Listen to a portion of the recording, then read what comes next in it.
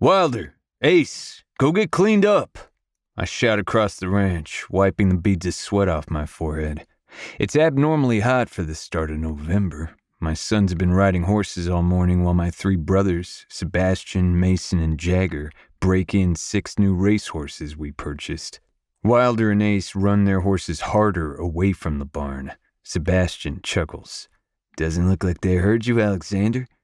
Like hell they didn't, I mutter, then put my fingers to my lips and whistle. Ace, my youngest son, shoots me a mischievous smirk, then refocuses on Wilder and kicks his horse to catch up. I cross my arms over my chest. I swear Wilder is teaching them bad habits. No different from when we were boys, Sebastian claims. I ignore his comment, whistle again, then shout, Don't make me get on a horse to come get you two. My other brothers step next to Sebastian and me. They all find humor in my sons not listening to my orders, but I'm not amused. I snap. You're happy your nephews are turning into disrespectful boys?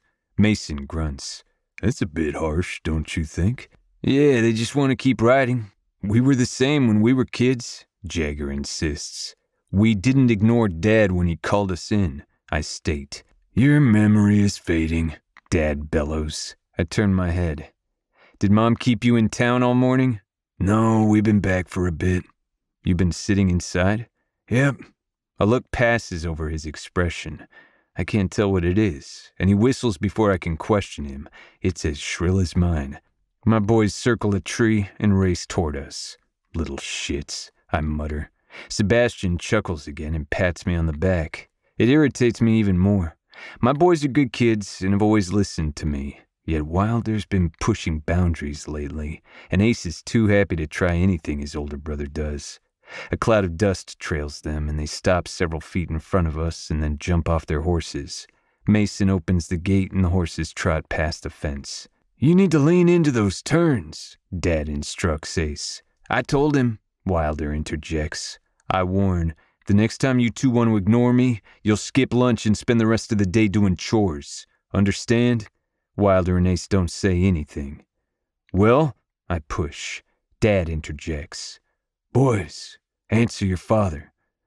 We were finishing our ride, Wilder states. Yeah, Ace follows. I point at them. Don't push me right now.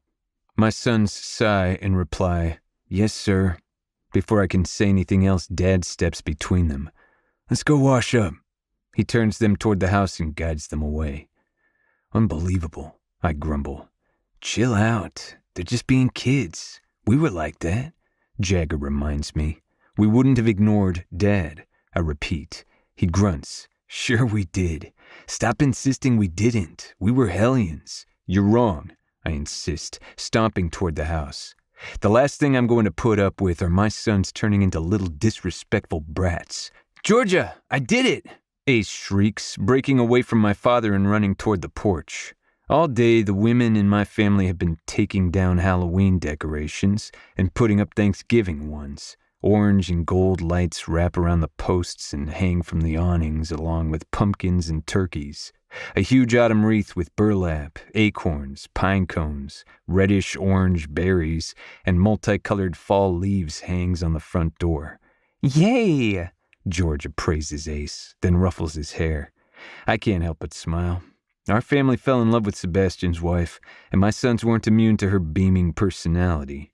She shouts, Hurry up, guys! Lunch is ready! We're coming, Sebastian yells back. Ace and Wilder disappear inside with Georgia, and the rest of us follow. We remove our boots, then take turns washing our hands in the kitchen. I'm the last to enter the huge dining room. Years ago, my parents had a custom-made table so the entire family could fit around it. It has several extra leaves, so it expands. My parents were smart and anticipated needing room for future spouses and grandkids, but even now there are times we have to pull out kiddie tables. Today we don't need one, since only my sister Evelyn and her 3 kids are here. Her husband and my other sisters, Ava, Willow, and Paisley, aren't home. Before I step inside the room, an animated voice declares, This looks amazing, Mrs. Cartwright. Please, dear, I told you to call me Ruby, my mom insists.